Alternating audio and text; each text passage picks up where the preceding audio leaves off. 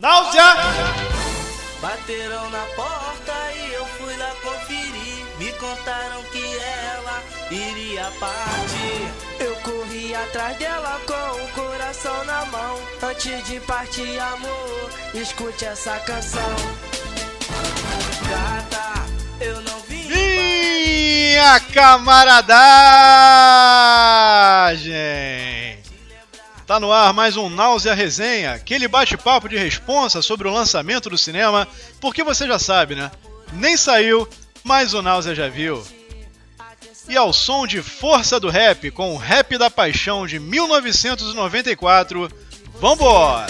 Daqueles beijos e daqueles abraços, por todos os minutos que nós fomos namorados, por todo o carinho e por toda a... Jean Grey começa a desenvolver poderes incríveis que a corrompem e a transformam em Fênix Negra.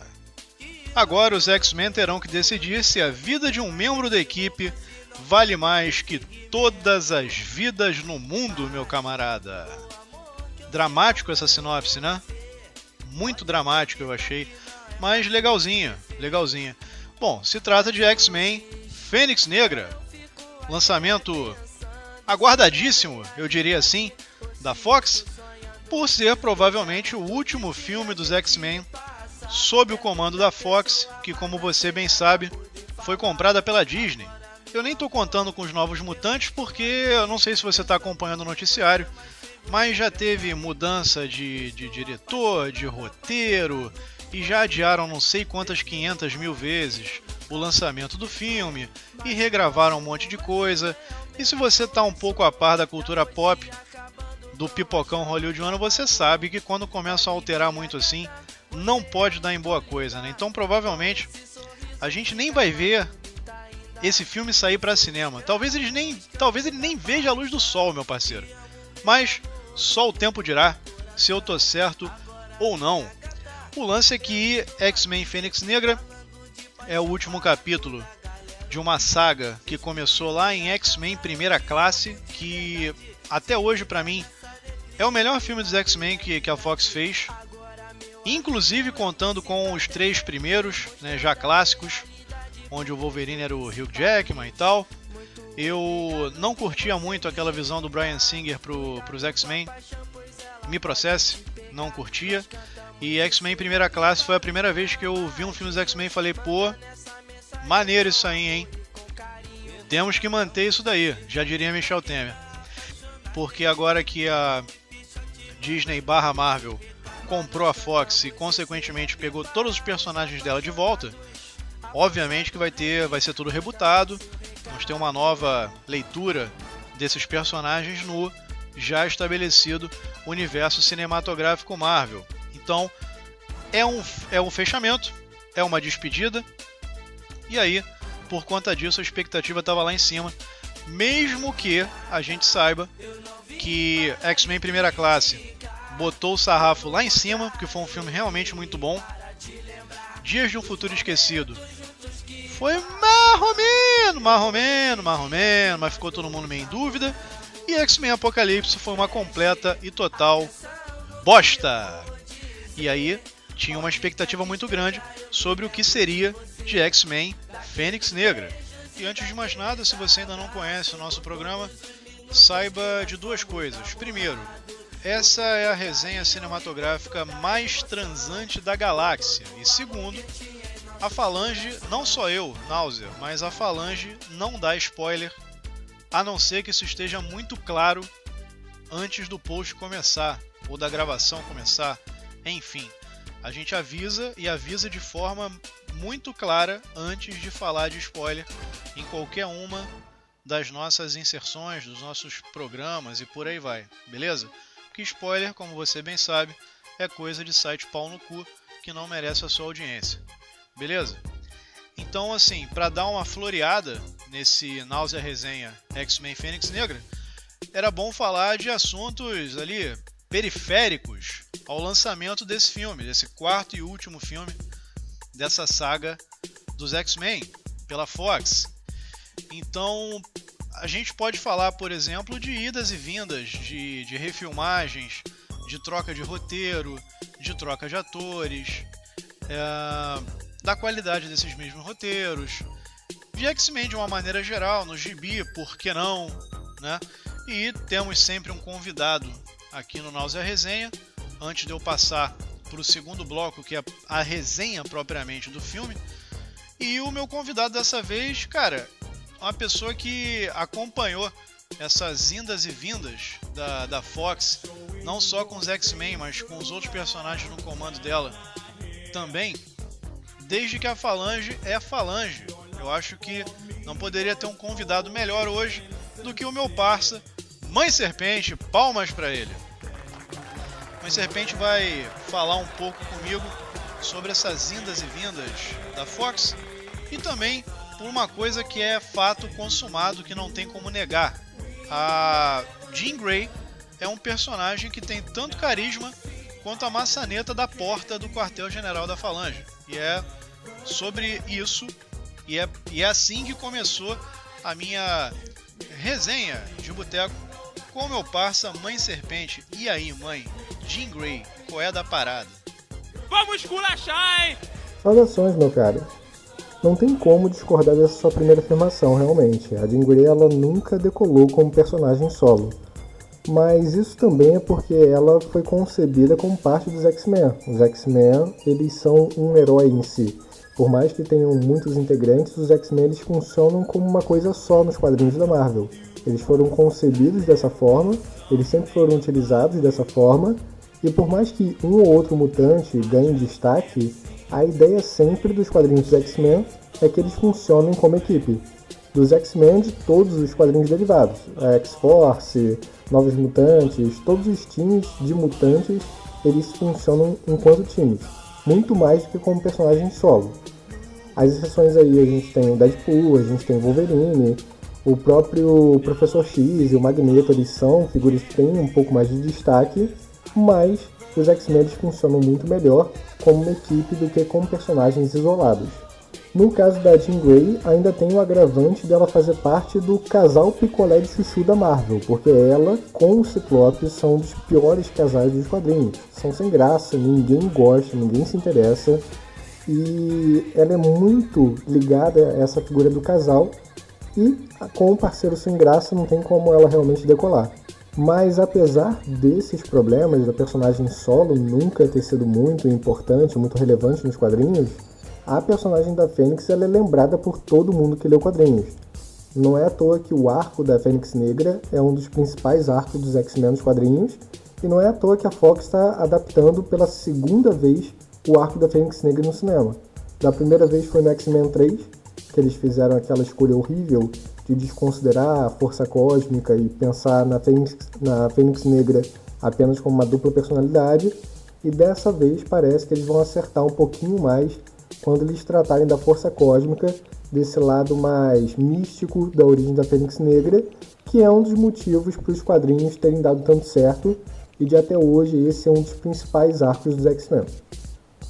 Essa é a parada. Venhamos e convenhamos também, eu até dou parte da razão pra mãe nesse raciocínio de botar na conta de ser uma equipe, né? E como os X-Men foram pensados sempre como equipe, desde a primeira formação, a construção de cada personagem individualmente sofreu um pouco. E a Jean Grey, ela faz parte ainda da primeiríssima formação dos X-Men, o X-Men primeira classe dos gibis. Né? Eu não sei se vocês sabem, mas os X-Men foram concebidos inicialmente para serem uma versão modernizada do Quarteto Fantástico. O Quarteto Fantástico, no iniciozinho da Marvel, logo ficou datado, então eles queriam uma coisa mais moderna, uma coisa que lidasse com adolescentes, para substituir gradualmente o Quarteto Fantástico, ou pelo menos trazer mais leitores, né? Abrir o leque para um público um pouco mais abrangente, tá ligado? Então eles criaram um grupo de 4 super seres. Se você reparar, a fórmula é muito parecida com o quarteto, porque veja, o quarteto tem o Coisa, que é o fortão monstruoso, tem o Tocha Humana, que é o adolescente engraçadão, e tem a Mulher Invisível e o Senhor Fantástico, que formam um casal e são os mais velhos e são a base de liderança do grupo, vamos dizer assim, né? E os 4 formam ali meio que uma família.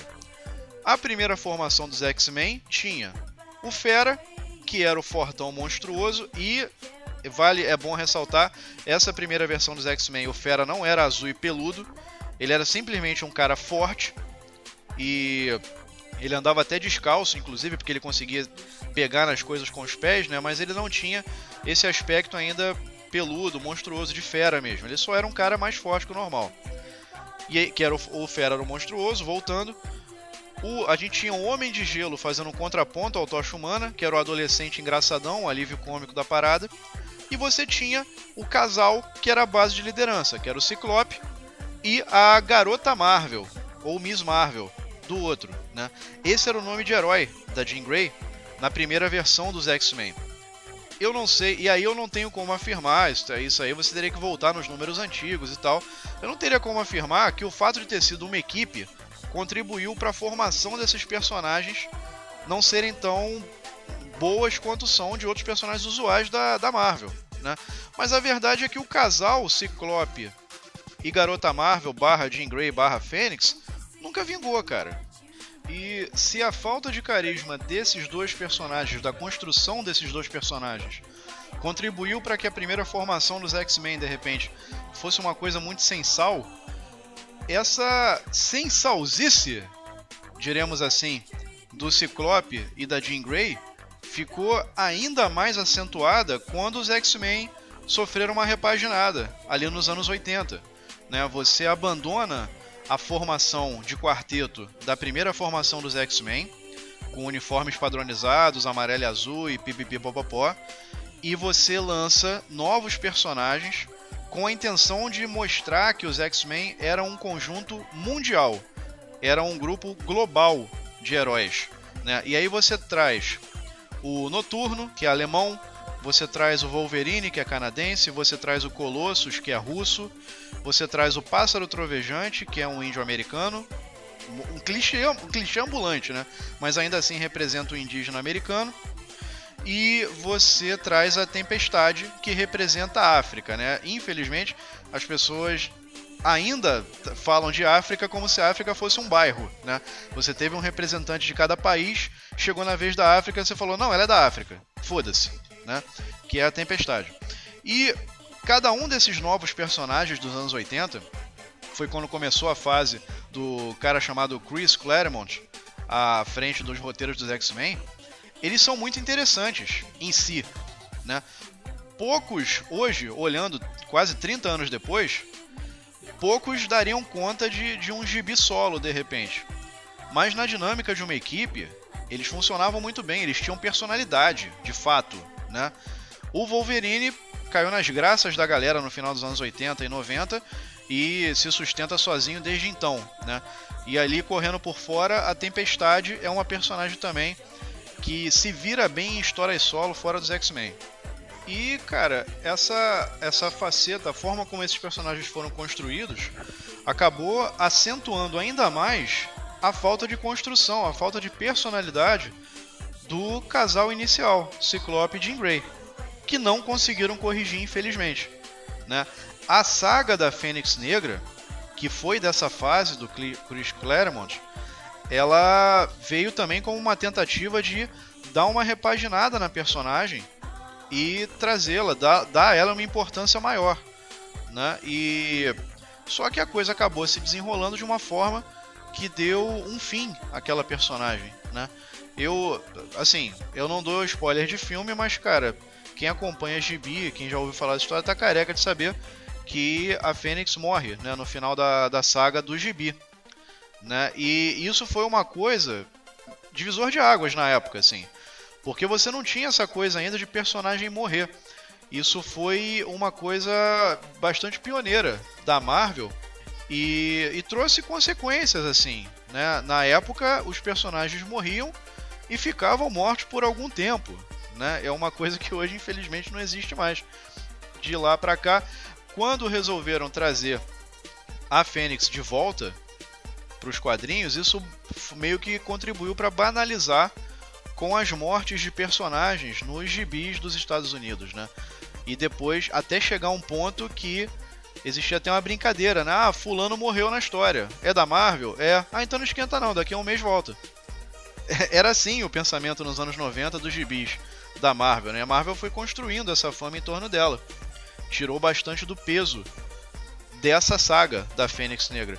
Mas ainda assim é uma saga que até hoje é lembrada, né? Você tem grandes sagas dos X-Men, a grande maioria delas saiu dessa fase, do Chris Claremont, que eu tô me enrolando pra falar o nome toda hora. E pô, você tem a saga do Wolverine no Japão, por exemplo, e essa são duas das grandes sagas memoráveis dos anos 80, além de Dias de um Futuro Esquecido, que virou filme também, enfim. Mas a verdade é que fora desse arquétipo, dessa construção da Fênix, a Jean Grey nunca foi uma personagem muito bem resolvida, muito bem construída, o Ciclope também não. E eu vou te falar, cara, nesse aspecto, na questão de adaptação para cinema, que é um negócio que muita gente que acompanha a cultura pop reclama, ah, porque não tá igual ao gibi, porque no gibi é assim, eu não gostei dessa mudança e tal. Eu acho que a Fox foi perfeita, cara. Perfeita na escolha dos atores, assim, porque eles não podiam pegar atores mais insossos para fazer dois personagens que são tradicionalmente insossos. O que é aquele ator que faz o Ciclope, por exemplo?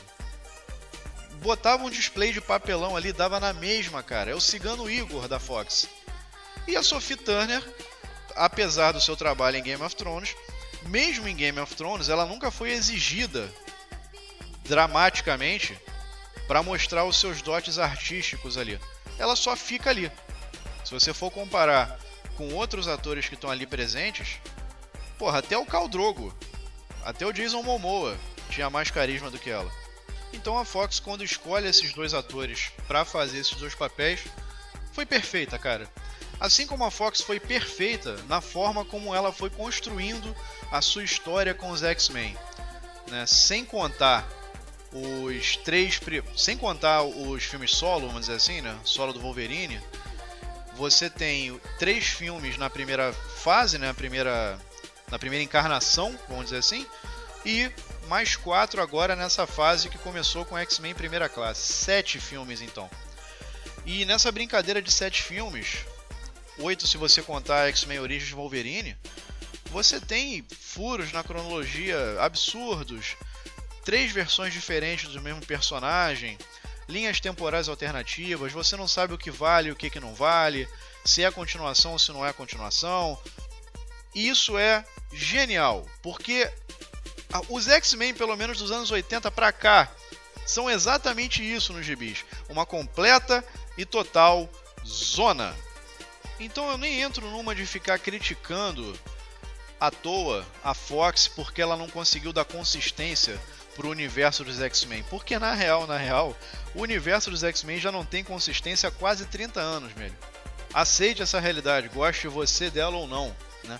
E já que a gente está fazendo aqui, celebrando essas fases dos X-Men, eu perguntei também para a mãe sobre isso, né? O que ele achava dessa abordagem da Fox. No lado, uma fase com 3 filmes, onde o terceiro foi uma completa e total zona. Quis saber se a mãe compartilha da mesma opinião que eu, se ele acha que de fato é uma completa e total zona, enfim. Também perguntei qual dessas 2 fases dos X-Men no comando da Fox ele considera, afinal, a mais memorável. Diz aí, mãe.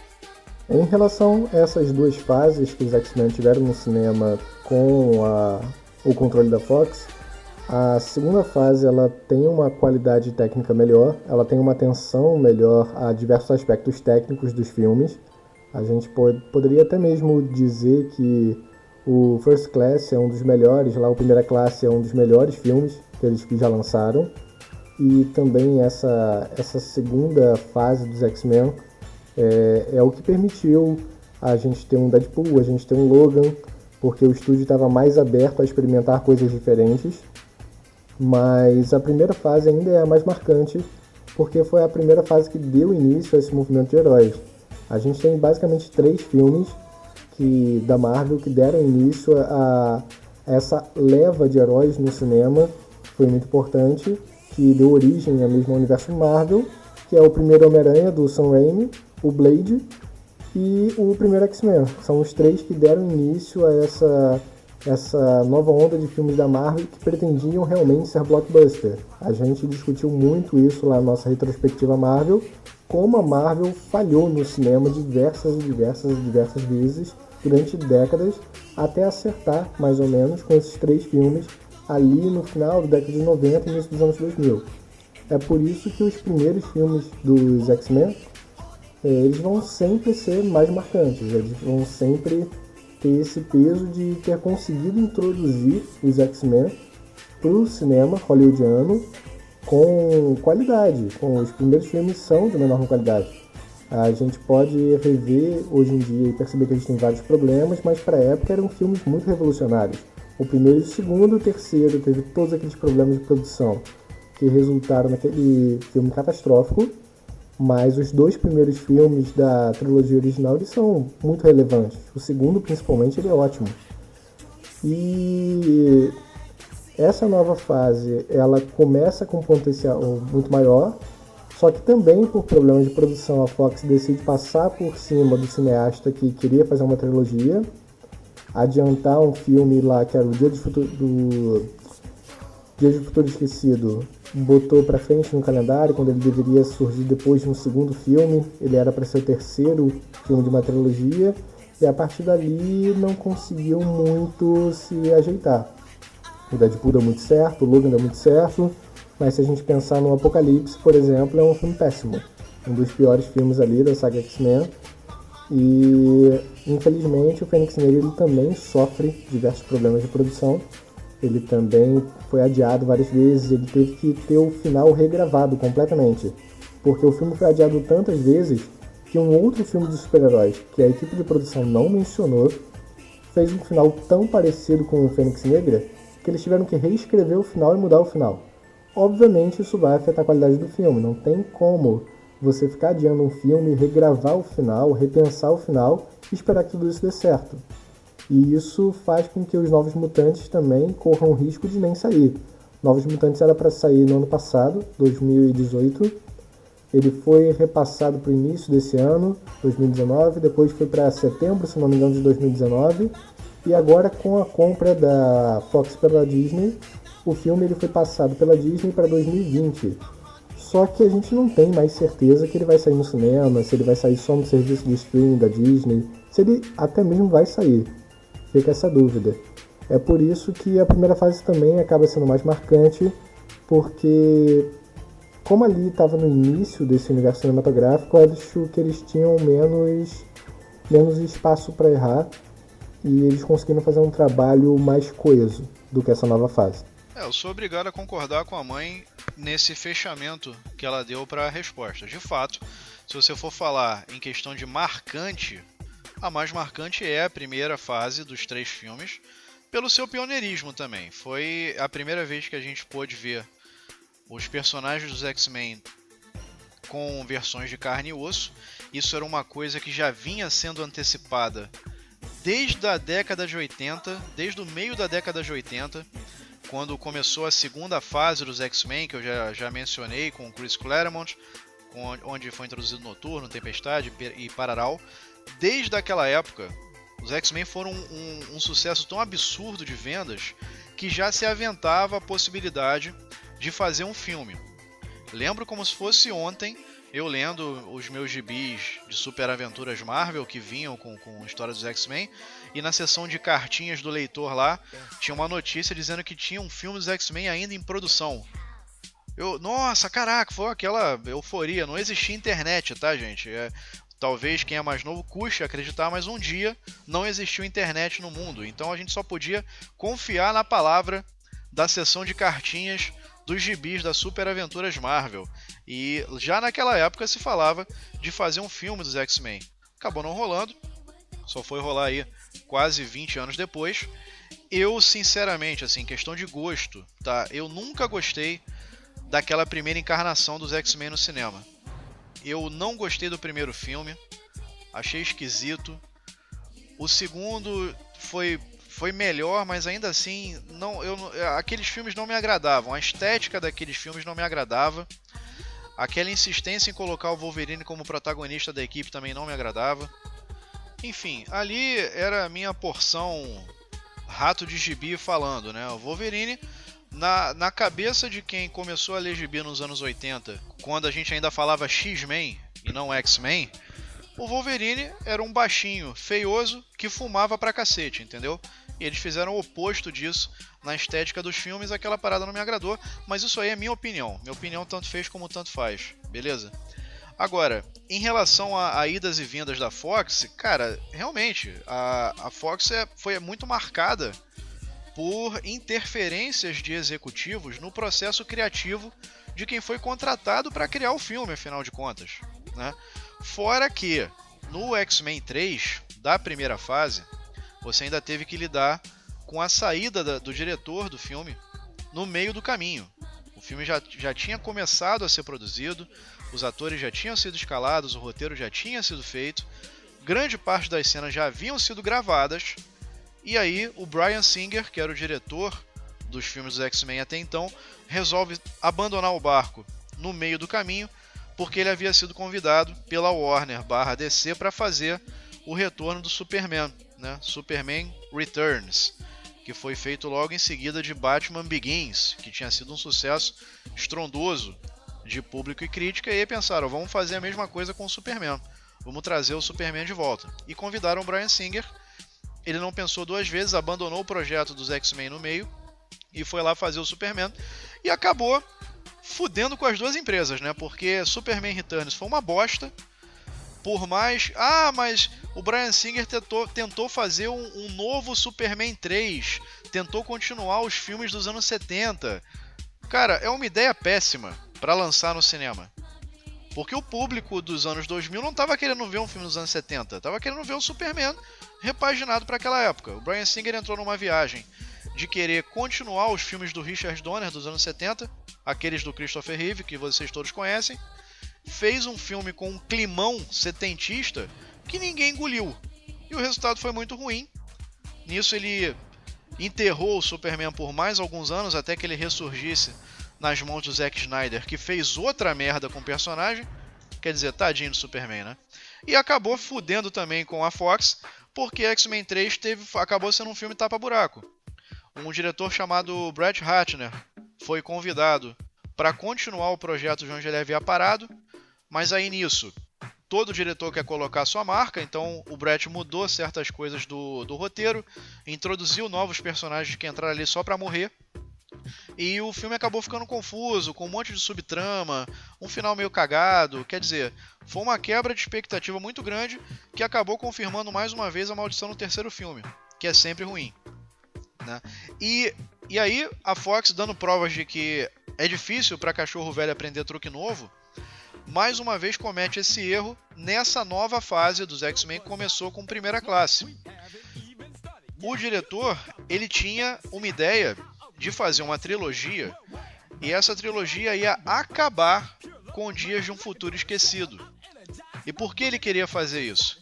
Porque Dias de Futuro Esquecido fazia uma comunicação entre essa fase e a fase anterior dos 3 filmes, lidava com elas como se fossem universos paralelos ou realidades alternativas ou futuros alternativos, e o final de Dias do Futuro Esquecido, se você já assistiu, fazia essa homenagem, né?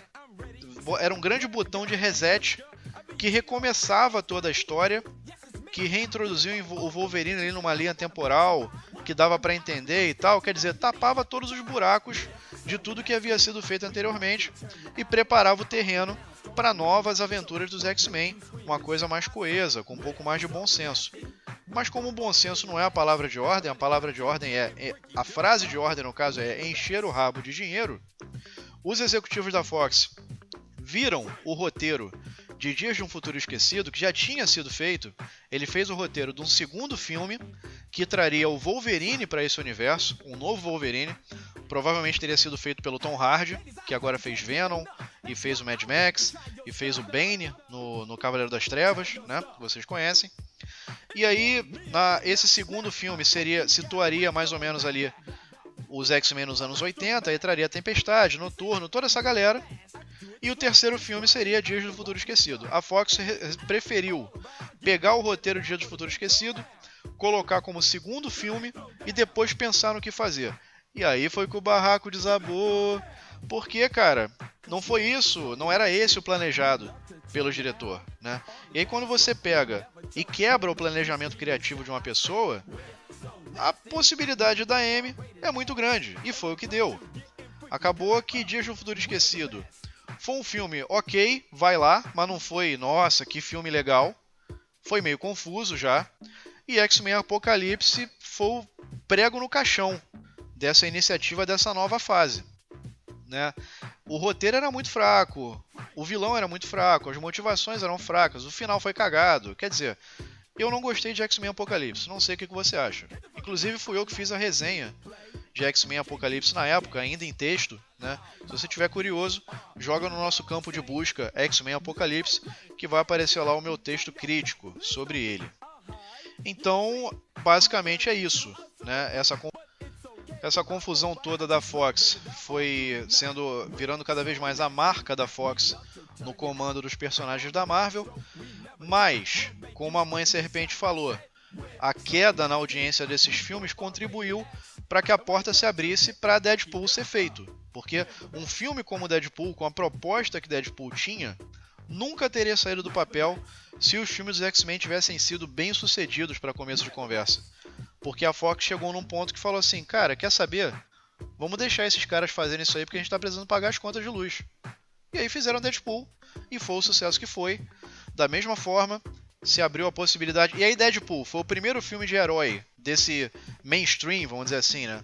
A ser censura 18 anos e deu muito certo. O pessoal falou, olha só, tá vendo? Filme de herói não precisa necessariamente ser uma coisa só pra pirralho. A gente pode focar no público adulto. E aí Logan saiu do forno e foi um ótimo filme, né? Então, de repente, da crise, sempre alguém cresce, né? E foi o que aconteceu aí nesse caso.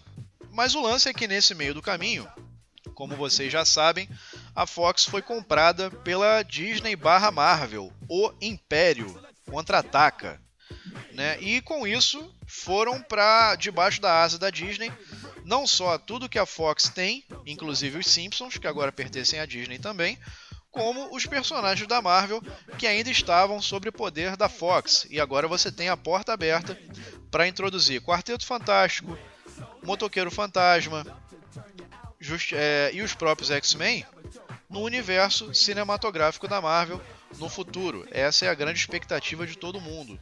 Minha particularmente é saber como vai ser o Quarteto Fantástico nas mãos da Marvel, mas isso é uma coisa minha. Falando de X-Men, pra gente não fugir do assunto, perguntei pra mãe também o que ela acha sobre isso, sobre a compra da Disney Marvel, o que vai ser agora, como será o amanhã e como ele introduziria esses mutantes no universo cinematográfico da Marvel. Eu vou te falar que eu não queria estar na pele da pessoa responsável pelos roteiros de introduzir o universo mutante num universo Marvel que já está rodando aí há mais de 10 anos. Porque a palavra mutante não podia ser citada nos filmes da Marvel, porque isso era uma questão contratual com a Fox, né? Eles não puderam, por exemplo, fazer certas ligações e certas coisas. Quer dizer, não existe nenhuma menção a mutante no universo Marvel cinematográfico. E aí, de repente, você vai fazer o que agora? Vai dizer que eles surgiram agora, depois de tudo que aconteceu? Isso tira um pouco do background do que pode ser os X-Men. Mas o Deadpool já tá aí. E aí, como é que faz? Eu não sei, porque eu não sou pago pra isso. Mas perguntei pra Mãe Serpente o que ela acha disso tudo. É verdade que os mutantes ainda não foram mencionados no universo cinematográfico Marvel. A Marvel não tinha o direito, a Marvel no cinema não tinha o direito de usar os mutantes. Tanto é que quando introduziram a Feiticeira Escarlate e o Mercúrio, eles tiveram que dar uma nova origem para esses dois heróis. Mas, como a gente já viu no trailer do Longe de Casa, do próximo Homem-Aranha, a Marvel está disposta a trabalhar com dimensões paralelas, realidades paralelas. Então, fica fácil de encontrar uma desculpa para introduzir os mutantes. É só imaginar que em uma outra Terra, paralela à continuidade dos filmes do MCU até agora, existem os mutantes. Existem os mutantes com todos os problemas que eles têm com outros heróis, com a sociedade, com o preconceito, tudo aquilo que faz parte das histórias clássicas dos X-Men. E se a Marvel ela souber jogar muito bem com essa ideia de universos paralelos, de realidades distintas, de buracos e portais que fazem com que os heróis pulem de uma realidade para outra, dá muito bem para criar alguns filmes dos X-Men, 2 filmes, nada demais, mas apenas para introduzir a versão do MCU desses personagens e depois criar algum tipo de ameaça que faça com que 2 realidades entrem em choque. A realidade que foi construída até agora, no MCU, com todos os heróis dos Vingadores, e a realidade dos X-Men. Por quê? Porque isso gera um momento ideal de você adaptar para o cinema as sagas dos Vingadores contra X-Men, que são sempre confrontos muito interessantes nos quadrinhos, e ao mesmo tempo você justifica onde é que estavam os mutantes até agora, e você cria a oportunidade ideal de você unificar os 2 universos. Então, a melhor saída que a Marvel tem agora para fazer, a Disney tem agora para fazer, é imaginar os mutantes no universo paralelo e encontrar uma forma dos 2 universos se unirem. Se a Disney quiser considerar o que foi produzido pela Fox até agora, ela poderia até mesmo reaproveitar os atores e os personagens dos filmes da Fox. Porque isso faria com que você já tivesse um elenco preparado para lidar com essas questões. Você podia fingir, imaginar que tudo que aconteceu nos filmes da Fox realmente pertence ao cânone do MCU, simplesmente numa realidade paralela que agora vai ser unificada. Porém, como os filmes da Fox eles não estão tendo uma recepção de crítica muito boa já faz algum tempo, talvez seja uma ideia melhor realmente resetar tudo. Criar novos personagens do zero, criar novas versões para essas personagens do zero, com outros atores, para fazer com que tudo fique mais coeso.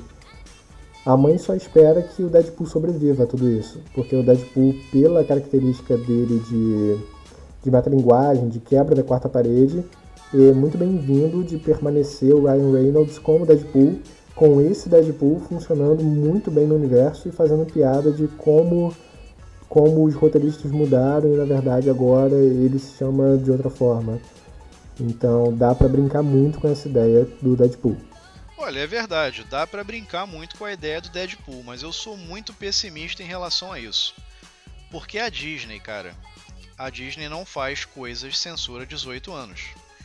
Eu não sei como a empresa vai lidar com isso, eu espero que a versão do Ryan Reynolds pro Deadpool continue de alguma forma, que eles façam isso ficar viável de alguma forma, mas a Disney é famosa por pasteurizar as suas coisas, né?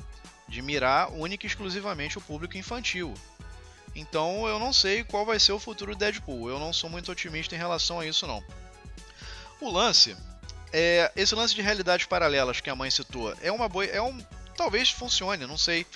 Eu não curto muito realidade paralela porque isso nunca foi a parada da Marvel, sempre foi uma coisa da DC, mas esse aí sou eu, e eu sou ranzinza. Mas o lance, cara, é que mesmo nos gibis, os X-Men sempre foram meio separados do resto dos heróis, sabe? Me parece que mesmo quem fazia os roteiros dos gibis não sabia muito bem como integrar o universo dos mutantes ao universo regular da Marvel. Assim, eles não se metiam muito nas questões de outros heróis, de forma que ficava até estranho às vezes. Você ficava se perguntando, cara, tudo bem, mas cadê os X-Men? Né? Por que eles não aparecem? De vez em quando faziam uso de recursos de roteiro para dizer não, eles só se metem em coisas inerentes a mutantes, né? Se tem mutante metido, eles aparecem, se não tem, eles não se metem. O que é um troço esquisito, porque afinal de contas são heróis também.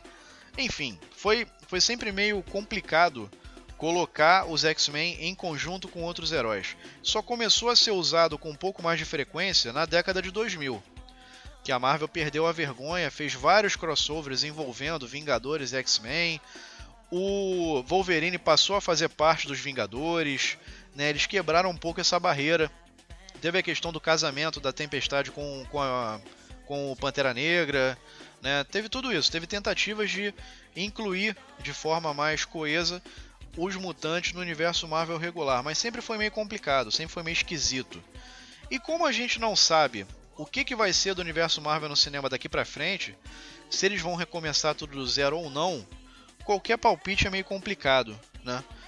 Mas enfim, agradeço a Mãe Serpente, meu parça, pela participação nessa bagunça aqui. Eu acho que deu pra gente falar bastante sobre X-Men de uma maneira geral. E agora vamos ao que interessa de fato, né? Vamos pular pra resenha, pra crítica de X-Men Fênix Negra, no Náusea Resenha, a crítica cinematográfica mais transante do planeta. Salta o pancadão e deixa as mulheres nos agarrar!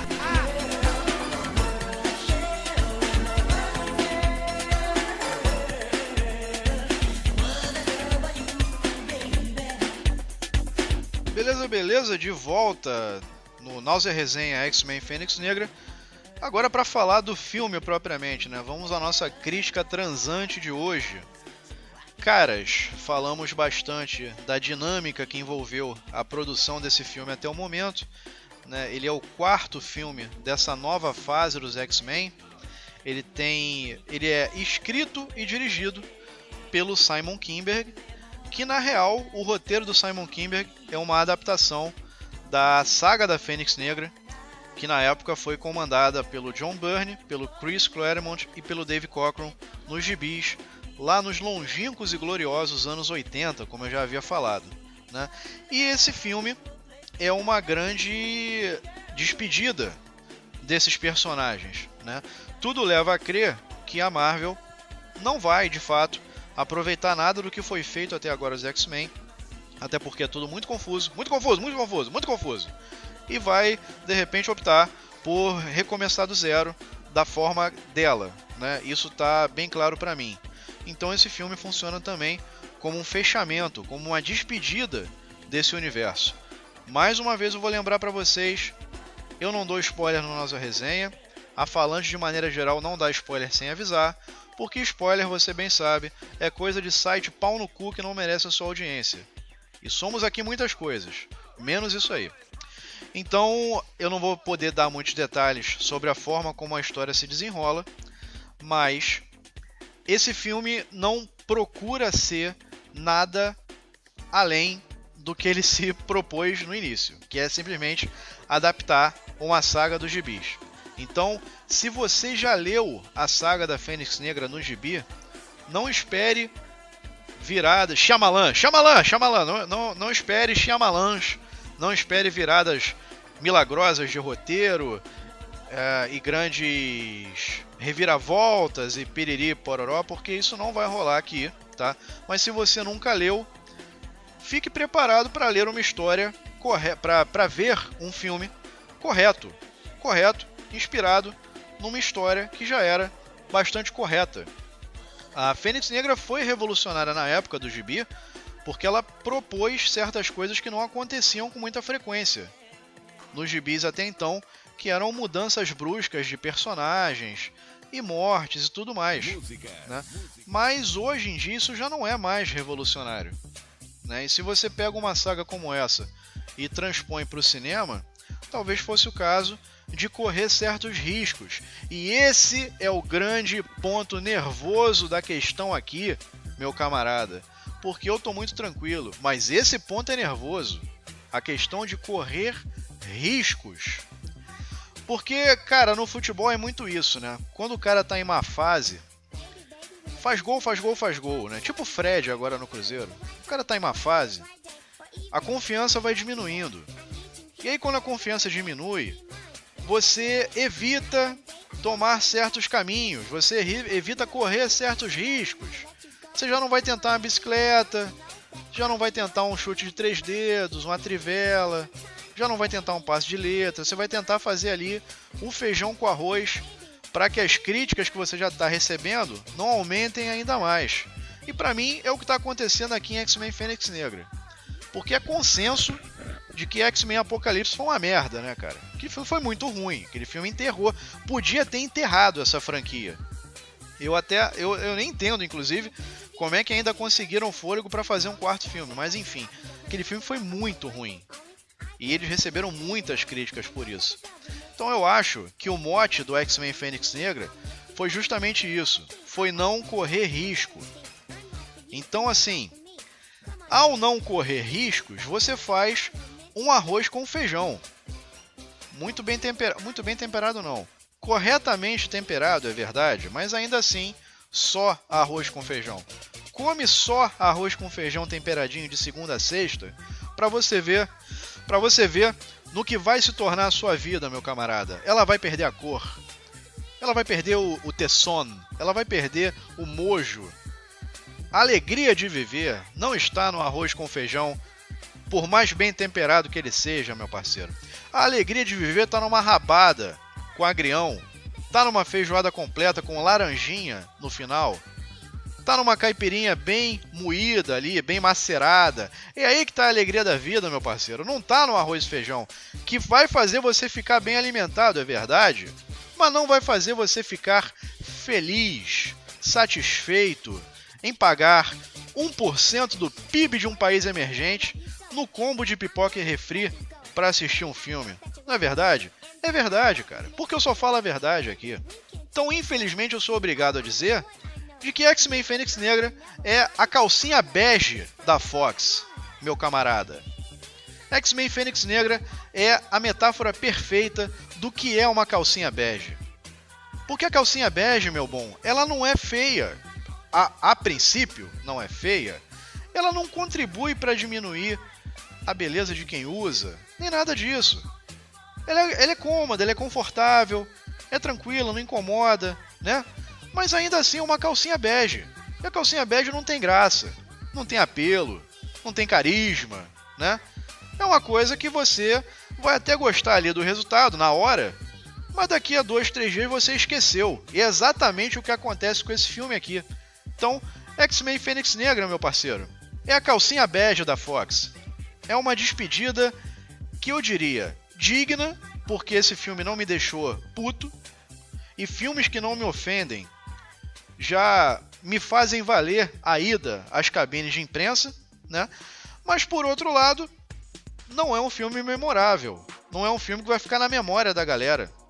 Ah, mas não vai mesmo, porque mesmo o X-Men Apocalipse, todo mundo até hoje lembra dele, porque ele é muito ruim, né? É o famoso falem mal, mas falem de mim. Isso infelizmente não acontece aqui. Tudo bem que a falta de talento dramático mesmo, eu sou obrigado a falar da Sophie Turner, que é a nossa protagonista, que faz a Jean Grey / Fênix, ela contribui um pouco para essa falta de carisma. Como eu falei antes, o Cigano Igor da Fox é o ator escolhido para fazer o Ciclope. Também. Ele não é bom, cara. Ele não é bom. Que é o meu amigo Ty Sheridan. Né? E aí você pegou esses dois atores que não tem carisma, que parecem dois bonecos de cera, e colocou para formar um casal.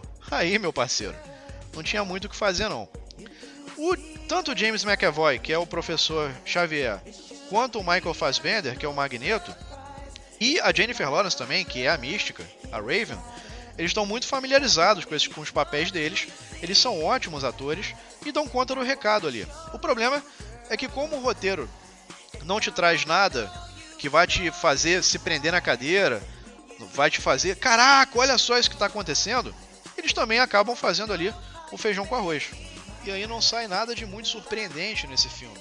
Você tem ótimas cenas de ação muito bem construídas, os efeitos visuais estão muito bem usados, os atores, tirando o casal principal, infelizmente, estão muito bem nos seus papéis. Não vão ganhar o Oscar por isso, mas também não comprometem, sabe? Mas o roteiro, como eu já falei, não corre riscos, né? Então, acaba sendo um filme muito pouco memorável nesse sentido. Você tem bons momentos ali, você tem alguns diálogos legais, você tem alguma coisa ali de querer de colocar as personagens femininas com protagonismo. Isso eu acho uma iniciativa válida pra caramba, sempre, porque a gente sabe que são pouquíssimos personagens, tanto na Marvel quanto da DC, femininos e realmente relevantes, né? A Marvel teve que, inventar uma personagem relevante feminina pro seu universo cinematográfico, que é a Capitã Marvel, que ela nunca teve importância nos gibis.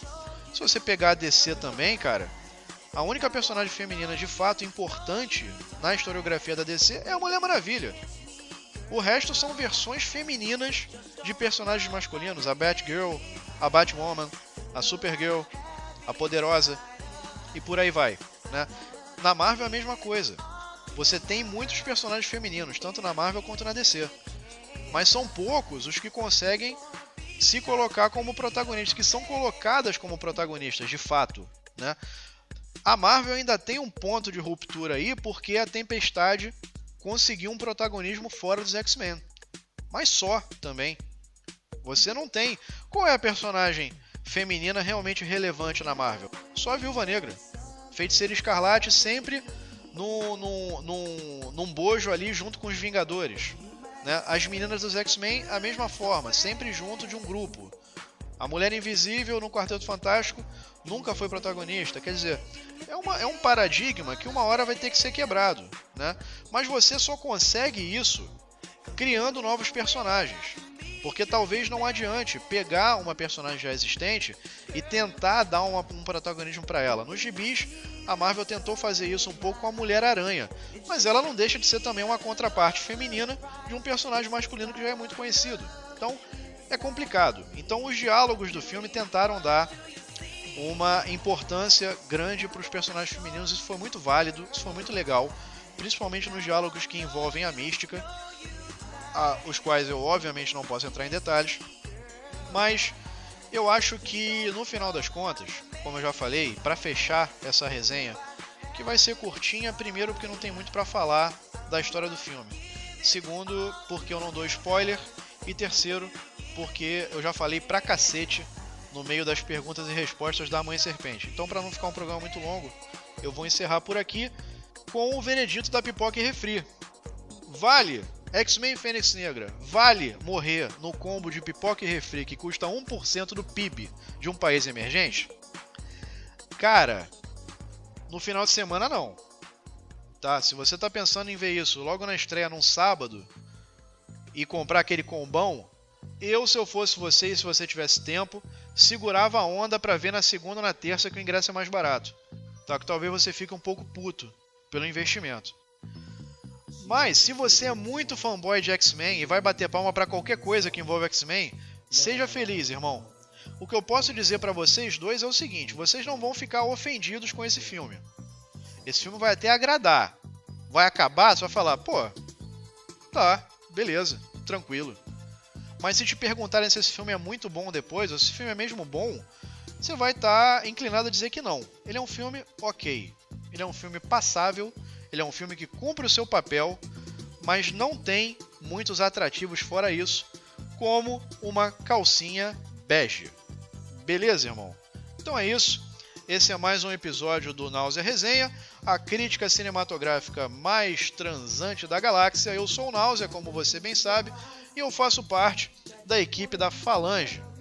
Falange.net é onde os heróis se encontram para falar do mundo louco da cultura pop, falando de filmes e dando sua opinião abalizada sobre séries e jogos e quadrinhos. Quadrinho não, gibi. Gibi, meu camarada. Você nos encontra em todas as redes sociais relevantes, YouTube, Instagram, Twitter e Facebook, geralmente como Falange Informa. E esse capítulo do Náusea Resenha vai ser colocado como um post no nosso site, www.falange.net, e também vai estar no nosso canal do YouTube como um vídeo isolado. Então é isso, meu camarada. Críticas, sugestões, fiquem à vontade para mandar o seu alô, tanto na nossa caixa de comentários do site, quanto nas redes sociais. É isso, beijunda e até a próxima.